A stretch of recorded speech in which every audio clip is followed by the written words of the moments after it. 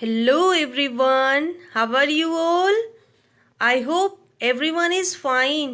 Welcome to 9th standard, chapter 16.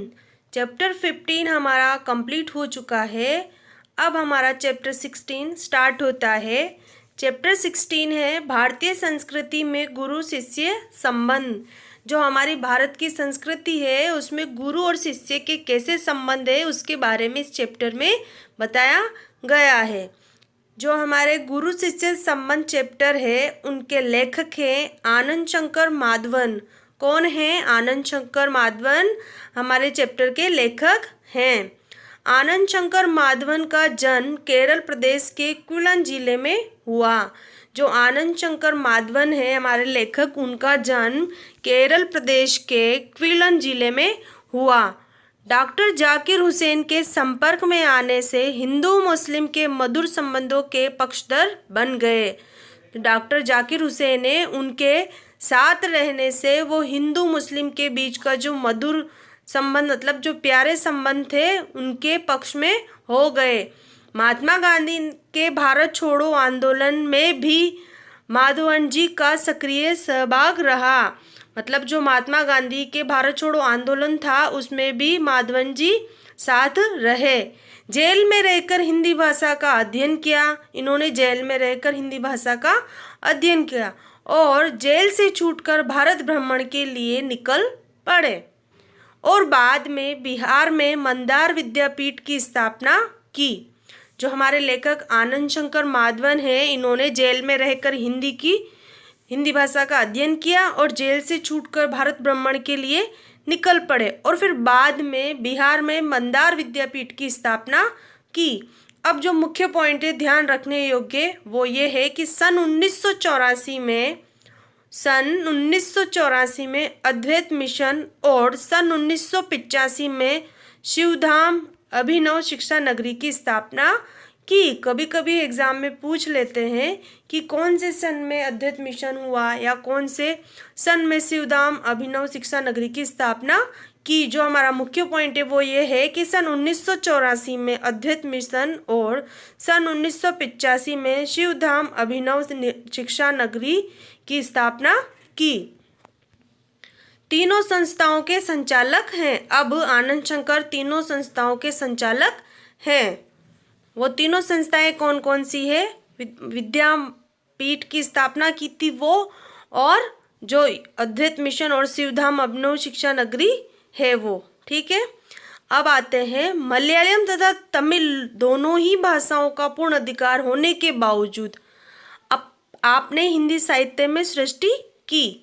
Malayalam और तमिल दोनों भाषाओं का उनको पूर्ण अधिकार था, उसके बावजूद भी उन्होंने हिंदी साहित्य में सृष्टि की. इनके जो विषयों में दार्शनिकता, आधुनिकता एवं आध्यात्मिकता का बाहुल्य है. इनके जो विषय हैं उनमें ये सब दर्शाया गया है. दार्शनिकता, आधुनिकता एवं आध्यात्मिकता का बाहुल्य है. इनकी जो प्रमुख रचनाएं हैं वो हैं बिखरे हीरे, अनल शलाका, हिंदी आंदोलन, आमंत्रित मेहमान, आरती, उषा, संजीवनी आदि आपकी प्रमुख रचनाएं हैं. जो ये प्रमुख रचनाएं हैं ये आनंद शंकर माधवन की है. उनमें से आमंत्रित मेहमान बिहार राष्ट्रभाषा परिषद द्वारा पुरस्कृत है. जो प्रमुख रचनाएं हैं उनमें से आमंत्रित मेहमान को बिहार राष्ट्रभाषा परिषद द्वारा पुरस्कृत किया गया. अब है हमारा भारतीय संस्कृति का टॉपिक. माधवन जी ने प्राचीन गुरु शिष्य परंपरा की गरिमा को स्पष्ट करते हुए वर्तमान शिक्षा प्रणाली पर परोक्ष रूप में करारा व्यंग किया है. जो हमारे आनंद शंकर माधवन जी हैं इन्होंने प्राचीन गुरु शिष्य की जो परंपरा थी उसको स्पष्ट करते हुए जो आज की जो हमारे गुरु शिष्य का जो रिश्ता है उसकी प्रणाली को बताते हुए करारा व्यंग मतलब हम लोगों को ऐसा करारा, हम कहते हैं ना करारा जवाब दिया है, मतलब टक्कर वाला व्यंग किया है.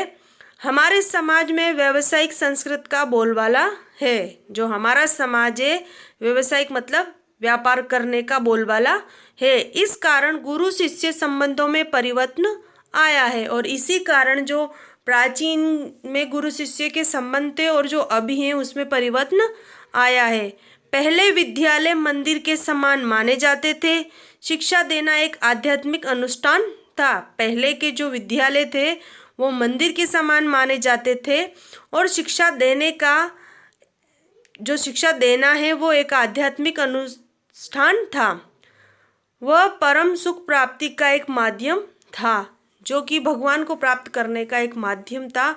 उस समय गुरु समझते थे कि अगर मैंने किसी शिष्य को शिक्षा प्रदान की है तो मैंने परम सुख प्राप्त कर लिया है। उस जमाने में पैसे देकर शिक्षा खरीदी नहीं जाती थी। क्या आज वैसी स्थिति है? ऐसा है आज कि बिना पैसे देके शिक्षा खरीदी जाए? ऐसा नहीं है। क्या आज शिक्षा के क्षेत्र में वही निष्ठा वही त्याग नजर आता है? लेखक ने हमें अंतर्मुख होकर सोचने के लिए बाध्य किया है। लेखक हमसे कह रहे हैं कि क्या आज के क्षेत्र में वही निष्ठा मतलब वही लगन है हर शिक्षक के अंदर कि अपने शिष्य को वो इतना जागरूक करे, शिक्षा के प्रति इतना उसको ज्ञान दे कि वो उनसे श्रेष्ठ बन सके? और क्या वही त्याग, जैसे गुरु शिष्य के लिए बहुत से त्याग कर देते हैं, बहुत से किए हैं प्राचीन समय में, तो क्या ऐसा है जो कि गुरु शिष्य के लिए त्याग नजर आता है? लेखक ने हमें अंतर्मुख मतलब हमारी अंदर की आत्मा में अंदर झांक कर सोचने के लिए बाध्य किया है, मतलब मजबूर किया है। अब हम हमारे इस चैप्टर की शुरुआत करते हैं।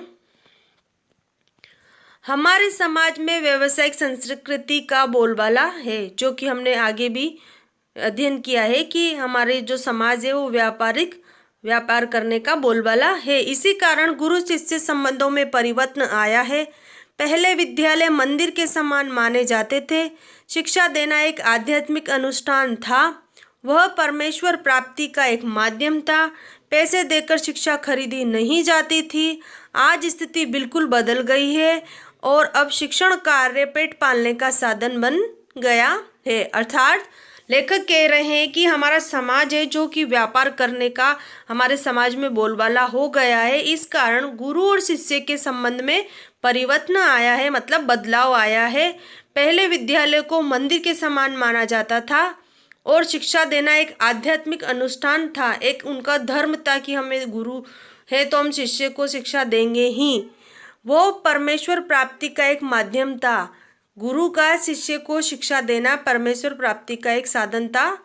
पैसे देकर शिक्षा खरीदी नहीं जाती थी। प्राचीन समय में पैसे देकर कोई भी शिक्षा नहीं खरीदता था, लेकिन आज स्थिति बिल्कुल बदल गई है। अब सब शिक्षण कार्य पेट पालने अर्थात सब अपनी मजबूरी समझो या कुछ भी समझो पैसे कमाने का एक साधन बन गया है। जिसे भारतीय संस्कृति कहा जाना चाहिए वह आज भारतीय मानसिक क्षितिज में क्रियाशील नहीं है। हमारी जिसे भारतीय संस्कृति कहा जाना चाहिए वो मानसिक क्षितिज में कार्य करने लायक नहीं है। आज एक प्रकार के अव्यवस्थित व्यावसायिक संस्कृति व्याप्त है। जो हमारा समाज है उसमें अव्यवस्थित मतलब जो व्यवस्थित नहीं है। व्यावसायिक संस्कृति मतलब व्यापार व्याप्त है, जिसकी जड़ शायद यूरोप में है। भारतीयों के सार्वजनिक व्यापार में गुरु शिष्य संबंध का भी गुरु शिष्यों के संबंध का भी तदनुरूप परिवर्तन हो गया। तदनुरूप मतलब उसके अनुसार जो हमारे भारतीयों के गुरु शिष्य का जो व्यवहार है उनके संबंध में उनके अनुसार, किनके अनुसार? यूरोपियों के अनुसार परिवर्तन हो गया। यहाँ गुरु वेतन भोगी नहीं होते थे। प्राचीन समय में गुरु पैसे लेने वाले नहीं होते थे और न शिष्य ही शुल्क देना पड़ता था और न ही शिष्य को शुल्क मतलब फीस देनी पड़ती थी। पैसे देकर विद्या खरीदने की ये क्रय विक्रय मतलब लेना देना पद्धति निसंदेह उस भारत मिट्टी की उपज नहीं है। मतलब लेखक कहना चाह रहे हैं कि पैसे देकर विद्या प्राप्त करना हमारे भारत की संस्कृति नहीं है। ये यूरोपियों के अनुसार हमारे भारतीय ऐसे हो गए हैं, वो ये कहना चाह रहे हैं। शिक्षणालय एक प्रकार के आश्रम अथवा मंदिर के समान थे। जो शिक्षा देने वाले शिक्षणालय थे वो एक प्रकार के आश्रम अथवा मंदिर के समान थे। गुरु को साक्षात परमेश्वर ही समझा जाता था। प्राचीन समय में जो गुरु होते थे उनको शिष्य परमेश्वर मतलब भगवान के समान ही समझते थे। शिष्य पुत्र को अधिक प्रिय होते थे। शिष्य पुत्र से अधिक प्रिय होते थे। गुरु के लिए जो शिष्य है वो पुत्र से भी अधिक प्रिय होते थे। यहाँ सम्मान मिलना ही शक्ति पाने का रहस्य है। लेखक कह रहे हैं कि यहाँ पर पैसों से कोई महत्व नहीं है। पैसों का गुरु और शिष्य के बीच सम्मान पाना ही यहाँ पर महत्वपूर्ण है, उनकी मूल शक्ति का रहस्य है। प्राचीन काल में गुरु की शिक्षा दान क्रिया उनका आध्यात्मिक अनुष्ठान थी। परमेश्वर प्राप्ति उनका एक माध्यम था। वह आज पेट पालने का जरिया बन गई है।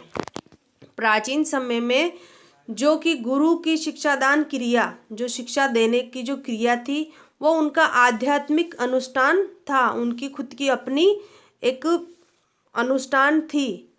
परंतु आज वो एक पेट कमाने मतलब पेट पालने का जरिया बन गई है। अब आगे चलते हैं हम, जहाँ पर हमारे जो प्रसिद्ध हमारे जो विद्वान हैं उनके बारे में बताया गया है कि प्रारंभ में विवेकानंद को भारत के महत्वपूर्ण स्थान प्राप्त नहीं हुआ। जब शुरुआत थी विवेकानंद के तब उन्होंने भारत में महत्वपूर्ण स्थान प्राप्त नहीं हुआ, पर जब उन्होंने अमेरिकन नाम कमा लिया तो भारतवासी दौड़े मालाएं लेकर स्वागत करने लगे। रविन्द्रनाथ ठाकुर को भी नोबेल पुरस्कार मिला तो बंगाली दौड़े और ये राग अल्पाते हुए अमादे ठाकुर अमादे कठोर सपूत। अर्थात लेखक कहना चाह रहे हैं कि जब विवेकानंद के भविष्य की शुरुआत हुई थी तब उन्होंने भारत में महत्वपूर्ण स्थान प्राप्त नहीं किया था, किंतु जैसे ही अमेरिका में उन्होंने अपना नाम कमाया तो भारतवासी भी दौड़े और उनका स्वागत करने लगे। उसी प्रकार रविन्द्रनाथ ठाकुर को भी नोबेल पुरस्कार मिलते ही बंगाली ये राग अल्पाते हुए कहने लगे कि हमारे ठाकुर और हमारे मजबूत सपूत हैं। कौन? रविन्द्रनाथ ठाकुर। दक्षिण भारत में कुछ समय पहले तक भरतनाट्यम और कथकली को नहीं पूछता था।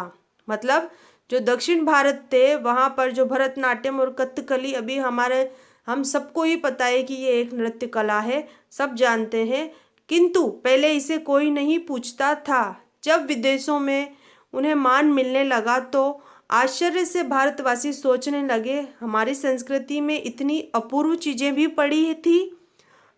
लेखक कहना चाह रहे हैं कि जब उनको विदेशों में महत्व मिलने लगा तब हमारे भारतवासियों को ये सोच आया कि हमारे पास इतनी अच्छी चीज़ें भी पड़ी थी।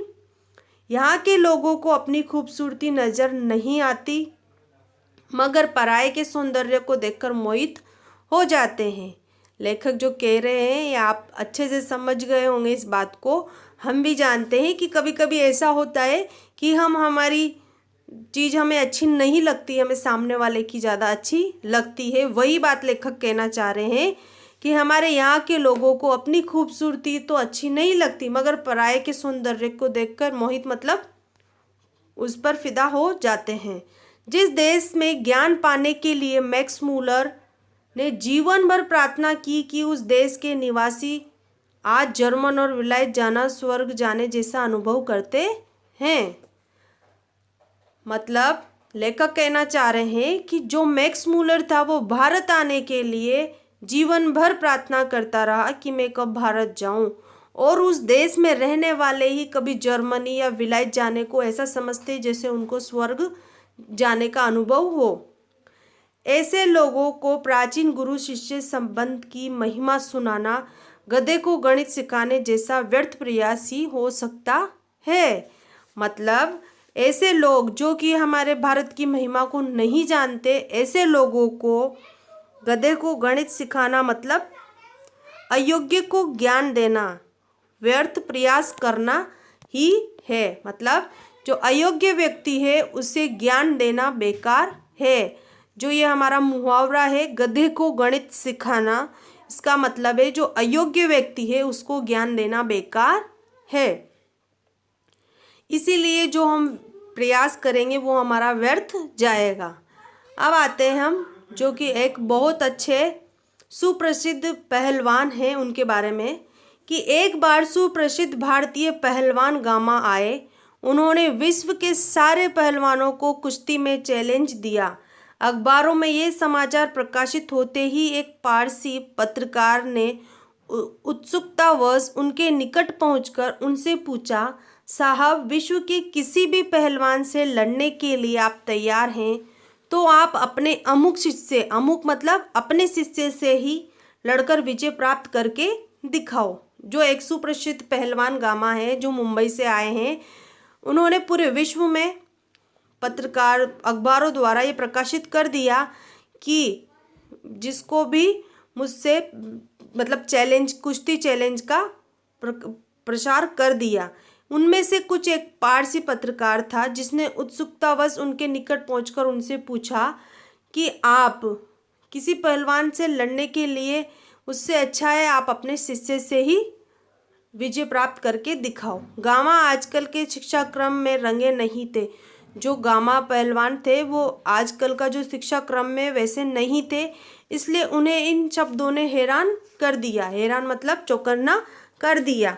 आंखें फाड़कर उस पत्रकार का चेहरा ताकते ही रह गए, अर्थात आश्चर्य से ताकते रह गए। ये भी एक मुहावरा है कि आंखें फाड़कर उस पत्रकार का चेहरा ताकते रहना मतलब आश्चर्यचकित देखते रह गए। बाद में धीरे से कहा, भाई साहब, मैं हिंदुस्तानी हूँ। पहलवान गामा ने कहा कि भाई साहब, मैं हिंदुस्तानी हूँ, हमारा अपना एक निजी रहन सहन है, शायद इससे आप परिचित नहीं हैं। वो कह रहे हैं कि मैं हिंदुस्तानी हूँ और हमारा रहन सहन बिल्कुल अलग है, आप शायद इससे परिचित नहीं हैं। जिस लड़के का आपने नाम लिया है वो मेरे पसीने की कमाई, मेरा खून है।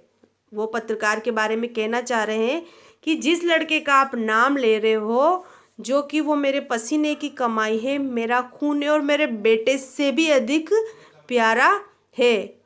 इससे मुझे फ़र्क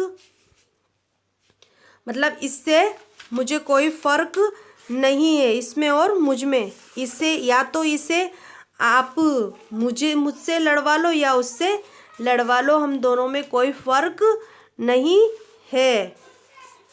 मैं लड़ा या वो लड़ा दोनों बराबर ही होगा। पहलवान गामा कह रहे हैं कि मैं लड़ूं या वो लड़े दोनों ही बराबर होगा। हमारी इस परंपरा को आप समझने की चेष्टा कीजिए।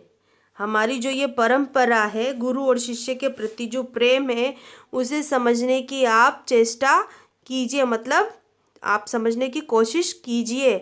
हम लोगों को वंश परंपरा से शिष्य परंपरा अधिक प्रिय है। हम लोगों को वंश परंपरा मतलब अपने पुत्रों को महत्व देने से अच्छा हमारे लिए शिष्य परंपरा, जो हमारे शिष्यों का नाम हो, ऐसी परंपरा हमें प्रिय है। कौन कह रहे हैं? ये पहलवान गामा कह रहे हैं।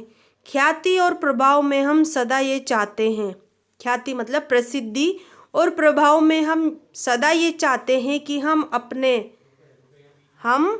अपने शिष्यों से कम प्रभावी रहें। जो शिक्षक है वो ये चाहते हैं कि हम अपने शिष्यों से कम प्रभावी रहें, यानी हम यही चाहेंगे कि संसार में जितना नाम मैंने कमाया उससे कहीं अधिक मेरे पिता कमाए। मुझे लगता है आप हिंदुस्तानी नहीं हैं। यहीं पर पहलवान गामा अपनी बात ख़त्म करते हैं। वो पहलवान गामा से जब पत्रकार ने कहा कि आप अपने शिष्य से ही, जो अपना शिष्य है उसी से लड़ लीजिए, तब पहलवान गामा कहते हैं कि शायद आप हिंदुस्तानी नहीं हैं, आप हमारे रहन सहन को नहीं जानते हैं, आपको शायद पता नहीं है कि वो मेरे खून पसीने की कमाई है, बहुत मेहनत से मैंने उसको सिखाया है, वो मेरे बेटे से भी प्रिय है और उस वो लड़े चाहे मैं लड़ूं, हम दोनों में कोई फ़र्क नहीं है, हम दोनों बराबर हैं। और आप हमारा जो ये परंपरा है गुरु शिष्य की, उसको समझने की कोशिश कीजिए, वो पहलवान गामा उनको कहते हैं। और वो ये भी कहते हैं कि हमारी जो ये परंपरा है, वंश परंपरा से शिष्य परंपरा अधिक प्रिय है। मतलब वंश परंपरा मतलब जैसे पिता पुत्र ऐसी परंपरा, और जो शिष्य परंपरा मतलब जो शिक्षक शिष्य को अधिक महत्व दे, वो शिष्य परंपरा अधिक महत्व है। अर्थात उनके कहने का मतलब ये है कि वो अपने शिष्य को ही महत्व देना चाहते हैं। अब आगे चलते हैं हम। भारत में गुरु शिष्य संबंध का वह भव्य रूप आज साधुओं, पहलवानों, संगीतकारों में थोड़ा सा बहुत ही सही पाया गया है। मतलब जो भारत में गुरु शिष्य संबंध का जो भव्य रूप जो प्राचीन समय में देखा जाता था, वो साधुओं, पहलवानों और संगीतकारों में थोड़ा बहुत ही सही पाया गया है। लेखक कह रहे हैं, फिर कह रहे हैं, भगवान रामकृष्ण वर्षों योग्य शिष्य को पाने के लिए प्रयत्न करते रहे। उनके जैसे व्यक्ति को भी उत्तम शिष्य के लिए रो रो कर प्रार्थना करनी पड़ी। इसे समझा जा सकता है कि एक गुरु के लिए उत्तम शिष्य कितना महंगा और महत्वपूर्ण है। जो लेखक कह रहे हैं कि भगवान रामकृष्ण ने उन्होंने वर्षों योग्य शिष्य पाने के लिए बहुत प्रयत्न मतलब बहुत मेहनत की। उन्हें भी रो रो कर प्रार्थना करनी पड़ी कि उन्हें एक उत्तम शिष्य प्राप्त हो सके। इसलिए ये कहा जा सकता है कि एक गुरु के लिए शिष्य कितना महंगा और महत्वपूर्ण होता है। जितना कि संतान प्राप्ति वर्ग उन्हें दुख नहीं देता, पर बगैर शिष्य के रहने वो एकदम तैयार नहीं होते। मतलब जैसे कि उनको अगर संतान मतलब कोई पुत्र पुत्री कुछ भी ना हो तो चलेगा, पर अगर उन्हें शिष्य नहीं मिले तो वो उसके लिए एकदम तैयार नहीं है। ये कौन कहते हैं? भगवान रामकृष्ण, जिनके द्वारा ये कहा गया है। फिर है, इस संबंध में भगवान ईशा का एक कथन सदा स्मरणीय है। जो भगवान ईशा है उनका, ईशा मसीह, जिनका एक कथन सदा स्मरणीय मतलब याद है कि उन्होंने कहा था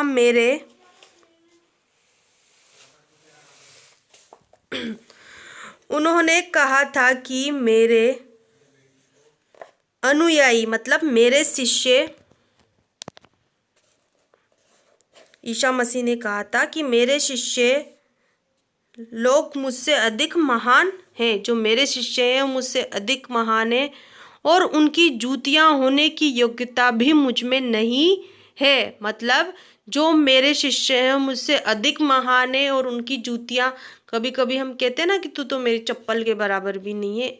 उनके कहने का मतलब ये है कि मैं उनकी जूतियों की बराबर भी योग्यता नहीं रखता हूँ। यही बात है कि गांधी जी बनने की क्षमता जिनमें है उन्हें गांधी जी अच्छे लगते हैं और वे ही उनके पीछे भी चलते हैं। विवेकानंद सिर्फ उन्हें पसंद आएंगे जिनमें विवेकानंद बनने की अद्भुत शक्ति निहित है। लेखक कहना चाह रहे हैं कि जो मन में ठान ले कि मुझे इनके जैसा बनना है, वो ही गांधी जी की तरह बनना चाहेगा तो वो गांधी जी के जैसे ही कार्य करेगा, और जो विवेकानंद जी के जैसे बनना चाहेगा उन्हीं लोगों को वो पसंद आएंगे और वो उनके जैसे ही उनकी अद्भुत शक्ति निहित रखेंगे। अब आगे चलते हैं। कविता के मर्मज्ञ और रसिक स्वयं कवि से अधिक महान होते हैं। मतलब जो हमारी कविता होती है जिसके द्वारा लिखी जाती है उससे अधिक महान उसका रस और उसकी जो पंक्तियाँ होती है वो अधिक महान होती है। उसी तरह संगीत जो बनाते हैं उससे अधिक महान उसे सुनने वाले और उसको महत्व को समझने वाले होते हैं। यहाँ पूज्य नहीं पुजारी ही श्रेष्ठ है। यहाँ पर पूज्य हम जिसकी पूजा करते हैं वो, किंतु उनसे श्रेष्ठ कौन है? जो उन्हीं की पूजा करता है।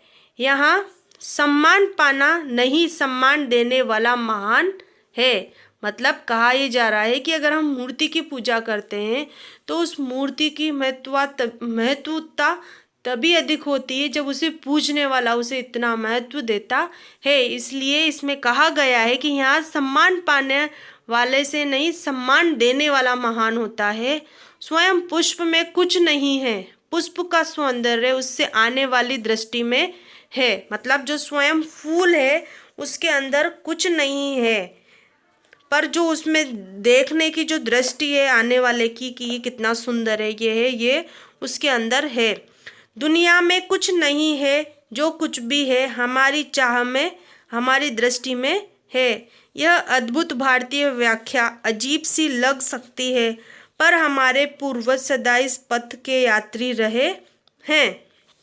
अर्थात लेखक कहने चाह रहे हैं कि जो पुष्प है और जो कविता है और जो संगीत है, इन सब का महत्व तभी महत्वपूर्ण है जब उसे सामने वाला सम्मान दे। तो अर्थात सम्मान लेने से सम्मान देने वाला महान होता है, मेन इसमें ये कहा जा रहा है। और इसमें ये भी कहा जा रहा है कि ये अद्भुत भारतीय व्याख्या जो हमें ये सब कह रहे हैं ये थोड़ी अजीब सी लगेगी, किंतु ये सब हमारे पूर्वज करते आ रहे हैं, ये लेखक कहना चाह रहे हैं। उत्तम गुरु में जाति भावना भी नहीं रहती। कितने ही मुसलमान पहलवानों के हिंदू चेले हैं और संगीतकारों के मुसलमान शिष्य रहे हैं। यहाँ परख गुणों की साधना और प्रतिभा की होती है। भक्ति और श्रद्धा की ही कीमत है, न कि जाति संप्रदाय आचार विचार या धर्म की। लेखक कहना चाह रहे हैं कि जो उत्तम गुरु है उसके मन में जाति भावना नहीं होती, वो ये नहीं समझते कि ये मुसलमान है ये हिंदू है, वो उसे अपनी शिक्षा प्रदान करते हैं। प्राचीन समय में आप देखोगे कि कितने ही मुसलमान पहलवानों के हिंदू चेले रहे हैं और कितने ही संगीतकारों के मुसलमान शिष्य रहे हैं। यहाँ पर परख गुणों की, मतलब उनके गुण की, साधना की, उनकी प्रतिभा की होती है, उनकी भक्ति और श्रद्धा की होती है, ना कि संप्रदाय की कि वो किस संप्रदाय के हैं, इनके कैसे विचार हैं या इनका कैसा धर्म है। उनके कहने का मतलब है कि वहाँ पर भेदभाव की भावना नहीं थी, प्राचीन समय में भेदभाव की भावना नहीं थी। मुझे क्या लिखाया था, एक विद्वान मुसलमान ने, उन्होंने मुझे क्या लिखाया था, लेखक कह रहे हैं कि एक विद्वान मुसलमान ने ही, उन्होंने कभी नहीं सोचा कि यह हिंदू है और मुसलमान बनाना चाहिए। वो कह रहे हैं कि मुझे लिखाया था कि एक जो विद्वान मुसलमान थे उन्होंने कभी नहीं चाहा कि ये हिंदू है और मैं इसे मुसलमान बना दूँ। पुराने ज़माने में मौलवी लोग बड़े बड़े रामायणी मतलब रामकथा कहने वाले होते थे और आज देहांतों में भरत मियाँ, रंजित मियाँ आदि अधिक संख्या में दिखाई देते हैं। मतलब लेखक कहना चाह रहे हैं कि प्राचीन समय में जो मुसलमान होते थे वो राम कथा, जो हमारी रामायण पढ़ी जाती है, वो होते थे, लेकिन अभी आप देख लो तो ऐसा कहीं नहीं मिलेगा आपको। और जो अभी देखा जाए तो हर जगह भरत मियाँ, रंजित मियाँ कहलाते हैं, मियाँ कहलाते हैं मतलब, और पहले रामायणी कहलाते थे। आगे चलते हैं हम। आज के गुरु में सिर्फ सेवा लेने में ही चातुर है। जो आज के वर्तमान के जो गुरु हैं वो सेवा करवाने में ही चतुर हैं, देने में नहीं। वो देने में चतुर नहीं है, लेने में ही चतुर है। उपनिषदों में आचार्यों ने कहा सेवा देने की चीज है, लेने की नहीं। जो हमारे ग्रंथ है उनमें आचार्यों ने कहा है कि सेवा जो है वो देने की चीज है, लेने की नहीं। और जो सेवा लेने के अधिकारी हैं जैसे बच्चे, रोगी, असहाय और वृद्ध, जो बच्चों को परमेश्वर का ही मूर्त रूप समझा है। मतलब लेखक कहना चाह रहे हैं कि जो सेवा हमें देनी चाहिए, बच्चे जो कुछ नहीं समझते वो भी सेवा के योग्य हैं, वृद्ध जो बेचारे दूसरों के सहारा बन जाते हैं वो भी सहायता के योग्य ही हैं, उनकी भी सेवा हमें करनी चाहिए। और असहाय जिनकी कोई सहायता करने वाला नहीं है उनके लिए भी हमें सहायता करनी चाहिए। और जो बच्चे हैं वो तो उनको तो वैसे भी भगवान का रूप समझा जाता है, इसलिए हमें उनकी सेवा करनी चाहिए। सेवा रूपी पूजा से उनकी शक्ति को प्रज्वलित करने क्षमता और सहृदयता रखने वाले ज्ञानी और तपस्वी पुरोहित आजकल के गुरु नहीं रह गए। मतलब जो सेवा करते थे पहले के अपने गुरु और अपने पूर्वजों बच्चों की इतनी सेवा करते थे, वैसे आज अभी इतनी मतलब अपने हृदय में इतना प्यार रखने वाली क्षमता आजकल नहीं रह गई है, लेखक ये कहना चाह रहे हैं। किसी भी देव मंदिर की मूर्ति की शक्ति उतनी मात्रा तक ही संभव है जितनी मात्रा तक उसके पुजारी की भाव पूजा में नैवेद्य भावना भरी रहती है। मतलब कोई भी मूर्ति हो, उसकी मूर्ति की शक्ति की मात्रा उतनी ही संभव है। मतलब अगर पुजारी उस मूर्ति की सेवा अपने सच्चे मन से, तन मन से अच्छे से करता है तो उसकी महत्ता उतनी ही बढ़ती जाती है, ना कि मूर्ति की। वो किसकी वजह से बढ़ती है? पुजारी की वजह से। तो ये हमारा भारतीय संस्कृति में गुरु शिष्य का चैप्टर समाप्त होता है। इसमें यही बताया गया है कि जो प्राचीन समय में गुरु शिष्य के संबंध में एक उज्जवल परंपरा थी, तब गुरु का आश्रम विद्या मंदिर माना जाता था और पैसे कमाने का कोई स्थान नहीं था। किंतु वर्तमान में ये सब बदल गया है। वर्तमान में अपना पेट पालना मतलब व्यापार करना हो गया है। इसमें ये सब बताया गया है। अब हमारा चैप्टर यहीं समाप्त होता है। आप सब इसे घर पर अच्छे से रीड कीजिए, समझिए, इसके जो मुख्य कठिन शब्दार्थ हैं उन्हें देखिए, मुहावरे देखिए। फिर हम नेक्स्ट क्लास में मिलते हैं। आप सबको ये चैप्टर अच्छा लगा होगा। Thank you so much. Have a nice day.